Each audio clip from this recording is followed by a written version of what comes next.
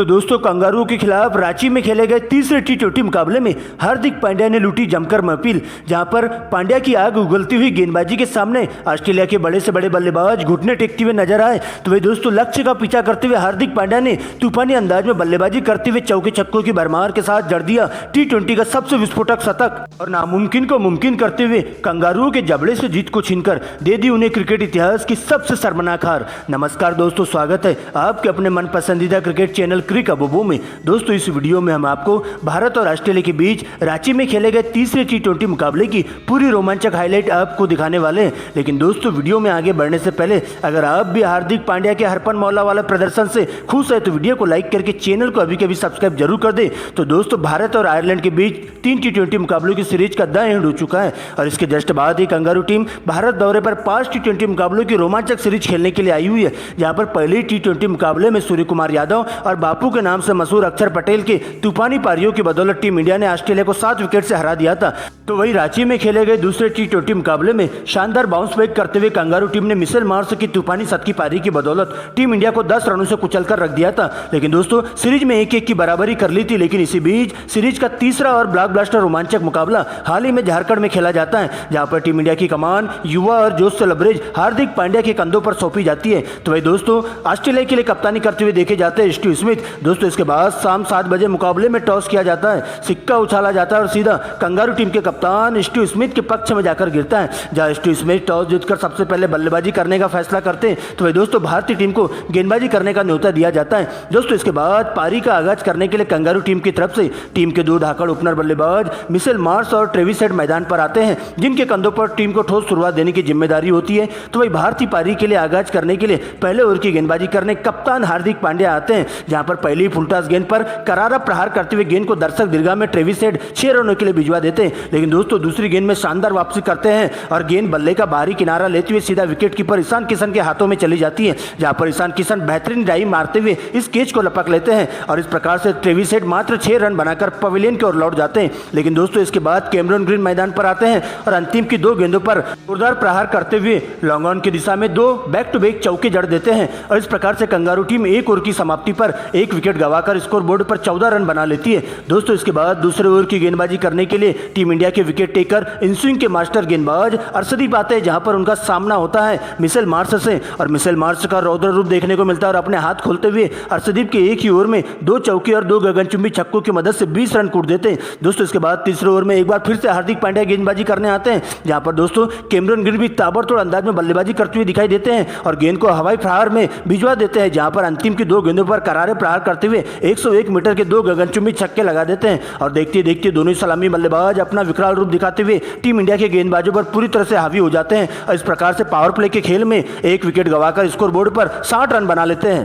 लेकिन इसी बीच 7वें ओवर में स्पिन गेंदबाज अक्षर पटेल के हाथों में गेंदबाजी थमा दी जाती है, जहां पर दोस्तों कैमरन ग्रीन का ताबड़तोड़ अंदाज देखने को मिलता है और अक्षर पटेल के एक ही ओवर में 2 छक्के और 1 चौके की मदद से 16 रन कूट देते हैं। दोस्तों इसके बाद 8वें ओवर में अर्शदीप आते हैं, जहां पर अर्शदीप शुरुआत में अपनी लाइन लेंथ से पूरी तरह से भटकते हुए दिखाई देते हैं, क्योंकि दोस्तों यहां पर भी कैमरन ग्रीन का तूफानी अंदाज देखने को मिलता है और 2 गेंदों पर 2 छक्के लगाते हुए मात्र 28 गेंदों में ही अपना 50 पूरा कर लेते हैं। जिसके बाद अर्शदीप लगातार 3 गेंदें 9 गेंद फेंक देते हैं, मिली फ्री हिट का भरपूर तरीके से फायदा उठाते हुए दिखाई देते हैं, जहां पर तीनों ही 9 गेंदों पर 3 करारे चौके जड़ दिए जाते हैं और इस प्रकार से अपनी अंदाज में बल्लेबाजी करते हुए दोनों ही बल्लेबाज टीम के स्कोर को 10 ओवर के खेल में 90 रनों तक पहुंचा देते हैं। और इसके बाद तो दोस्तों दोनों ही बल्लेबाज यही नहीं रुकते हैं और 11वें ओवर में सबसे पहले कैमरन ग्रीन अपने ही अंदाज में चौके छक्कों की बारिश शुरू कर देते हैं और एक ही ओवर में 2 छक्के लगा देते हैं और सिंगल लेकर स्ट्राइक मिशेल मार्श को देते हैं, जहां पर मिशेल मार्श भी इसी ओवर की अंतिम गेंद पर करारा प्रहार करते हुए गेंद को दर्शक दीर्घा में 6 रनों के लिए भिजवा देते हैं। लेकिन दोस्तों इस पनपते हुई पार्टनरशिप को तोड़ने के लिए एक बार फिर से टीम इंडिया के कप्तान हार्दिक पांड्या 15 ओवर की गेंदबाजी करने आते हैं, जहां पर सबसे पहले बड़ी मछली का शिकार करते हुए कैमरन ग्रीन को सीमा रेखा के पास 58 रनों के निजी स्कोर पर कैच आउट करवा देते हैं। तो वही दोस्तों इसके बाद मैदान पर स्टीव स्मिथ आते हैं और इसी ओवर की अंतिम गेंद पर रिवर्स स्वीप मारने के चक्कर में स्मिथ को सीधा क्लीन बोल्ड कर देते हैं, जो कि बिना खाता खोले ही पवेलियन की ओर लौट जाते हैं। जिसके बाद मैक्सवेल मिशेल मार्श का साथ देने मैदान पर आते हैं। 16 ओवर में अक्षर पटेल के ऊपर पूरी तरह से हावी होते हुए उन्हें टारगेट करने का काम करते हैं, जहां पर मैक्सवेल के द्वारा अक्षर पटेल के एक ही ओवर में 2 छक्के और 2 चौकों की मदद से 20 रन कूट देते हैं। तो वही दोस्तों इसके बाद 17 ओवर की गेंदबाजी करने के लिए टीम इंडिया के तेज गेंदबाज उमरान मलिक आते हैं, जहां पर दोस्तों उनका सामना होता है मिशेल मार्श से और मिशेल मार्श अपने अंदाज में बल्लेबाजी करते हुए उमरान मलिक के एक ही ओवर में 2 छक्के और 3 लगातार लगातार चौके जड़ देते हैं। तो दोस्तों इसके बाद 18 ओवर की गेंदबाजी करने के लिए एक बार फिर से अर्शदीप आते हैं, जहां पर मिशेल मार्श पहली फुलटॉस गेंद पर करारा प्रहार करते हुए गेंद को दर्शक दीर्घा में 6 रनों के लिए भिजवा देते हैं और इस प्रकार से मात्र 37 गेंदों में ही अपना तूफानी अंदाज में शतक पूरा कर लेते हैं। देखते देखते दोनों ही सलामी बल्लेबाजों के बीच में मात्र 57 गेंदों में 101 रनों की अटूट साझेदारी पूरी हो जाती है। इस प्रकार से कंगारू टीम का स्कोर 18 ओवर की समाप्ति पर 3 विकेट गंवाकर स्कोर बोर्ड पर 190 रनों तक पहुंच जाता है। दोस्तों इसके बाद 19 ओवर की गेंदबाजी करने के लिए उमरान मलिक आते हैं और आते ही कंगारू टीम पर पूरी तरह से काल बनकर टूट पड़ते हैं, जहां पर इसी ओवर की दूसरी गेंद पर अच्छे लय में दिखाई दे रहे विस्फोटक बल्लेबाज मिशेल मार्श को सीमा रेखा के पास 111 रनों पर कैच आउट करवाकर पवेलियन की ओर लौटा देते हैं। तो भाई दोस्तों 5वीं गेंद पर रिवर्सिप मारकर मैक्सवेल अपना अर्धशतक पूरा करते हैं, लेकिन अंतिम गेंद पर सीधा कैच आउट हो जाते हैं कवर की दिशा में। दोस्तों इसके बाद नए बल्लेबाज के रूप में मार्क स्टोइनिस और सलामी विकेट कीपर बल्लेबाज एलिस कैरी की एंट्री होती है, जहां पर अंतिम के ओवर में दोनों ही बल्लेबाज तूफानी अंदाज में बल्लेबाजी करते हुए देखे जाते हैं और अंतिम के ओवर में 6 गेंदों में 4 चौके और 1 सिंगल की मदद से 17 रन बटोर लेते हैं और इस प्रकार से कंगारू टीम का स्कोर पूरे 20 ओवर के खेल में 5 विकेट के नुकसान पर 213 रनों तक पहुंच जाता है और टीम इंडिया को इस मुकाबले में जीत हासिल करने के लिए 214 रनों का विशाल टारगेट दे दिया जाता है। दोस्तों इसके बाद भारतीय पारी का आगाज करने के लिए टीम के 2 धाकड़ ओपनर बल्लेबाज शुभमन गिल और ईशान किशन मैदान पर आते हैं, जिनके कंधों पर टीम को ठोस शुरुआत देने की जिम्मेदारी होती है। तो वही दोस्तों पहले ओवर की गेंदबाजी करने के लिए ऑस्ट्रेलिया की ओर से विकेट टेकर गेंदबाज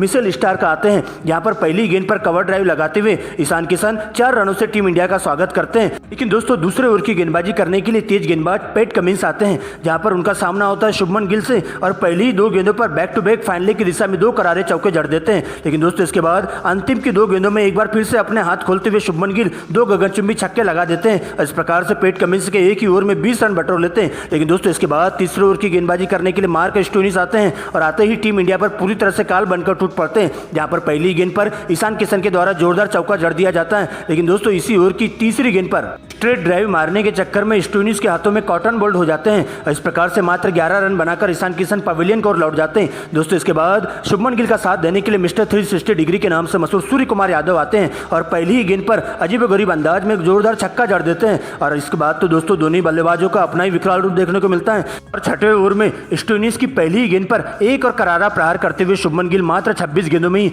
अपना 50 पूरा कर लेते हैं। दोस्तों अर्धशतक पूरा होने के बाद तो शुभमन गिल यही नहीं रुकते हैं और अपने अंदाज में बल्लेबाजी करते हुए चले जाते हैं और इसी ओवर में 2 बैक टू बैक चौके और जड़ देते हैं। इस प्रकार से पावर प्ले में टीम इंडिया का स्कोर 1 विकेट गंवाकर स्कोर बोर्ड पर 70 रनों तक पहुंच जाता है। और दोस्तों इसके बाद तो दोनों ही बल्लेबाजों का ताबड़तोड़ अंदाज वाला रूप देखने को मिलता है, जहां पर सबसे पहले सूर्य कुमार यादव भी अटैकिंग क्रिकेट खेलते हुए दिखाई देते हैं और मात्र 26 गेंदों में ही अपने 50 पूरी कर लेते हैं। इस प्रकार से देखते देखते दोनों ही बल्लेबाज 10 ओवर के खेल में टीम इंडिया के स्कोर को 1 विकेट गंवाकर स्कोर बोर्ड पर 90 रनों तक पहुंचा देते हैं। लेकिन दोस्तों इसके बाद 11वें ओवर में स्पिन गेंदबाज एडम जंपा टीम इंडिया के ताबूत में किल ठोकने के लिए आ जाते हैं, जहां पर दोस्तों सबसे पहले ही फुलटॉस गेंद पर सूर्य कुमार यादव के द्वारा करारा प्रहार करते हुए सबसे पहले मात्र 29 गेंदों में अपना 50 पूरा कर लिया जाता है। लेकिन अगली गेंद पर एक और बड़ा शॉट मारने के चक्कर में मार्क स्टोइनिस के हाथों में कैच देकर 51 रनों पर पवेलियन की ओर लौट जाते हैं। तो दोस्तों इसी ओवर की अंतिम गेंद पर सिंगल को डबल में कन्वर्ट करने के चक्कर में शुभमन गिल भी रनआउट होकर पवेलियन की ओर लौट जाते हैं और इस प्रकार से एक ही ओवर में 2 विकेट लेकर एडम जंपा टीम इंडिया की बल्लेबाजी की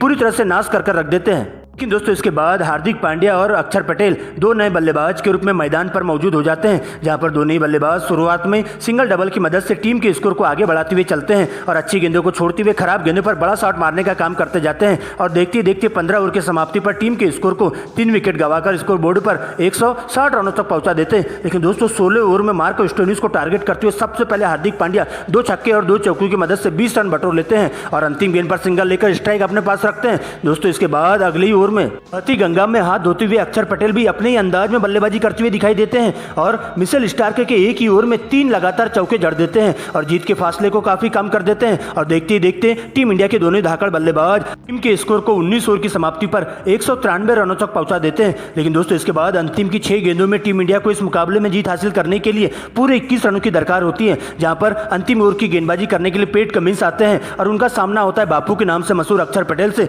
जहां पर शुरुआत की 2 गेंदों पे दो करारे चौके जड़कर अक्षर पटेल सिंगल लेकर हार्दिक पांड्या को स्ट्राइक दे देते हैं और मात्र 20 गेंदों में ही अपना 50 पूरा कर लेते हैं। लेकिन दोस्तों इसके बाद चौथी गेंद पर शानदार वापसी करते हुए यार्कर गेंद पटकते हैं और हार्दिक पांड्या को बिल्कुल भी हाथ खोलने का मौका नहीं देते। लेकिन दोस्तों सर पर कपन बांध कर आए हार्दिक पांड्या अंतिम की 2 गेंदों पर 2 लमसम गगनचुंबी छक्के लगा देते हैं और इस प्रकार से टीम इंडिया को इस मुकाबले में 7 विकेट से रोमांचक जीत हासिल करवा देते हैं, जहां पर टीम इंडिया के कप्तान हार्दिक पांड्या के द्वारा हरपन मौला प्रदर्शन करने पर उन्हें प्लेयर ऑफ द मैच घोषित किया जाता है।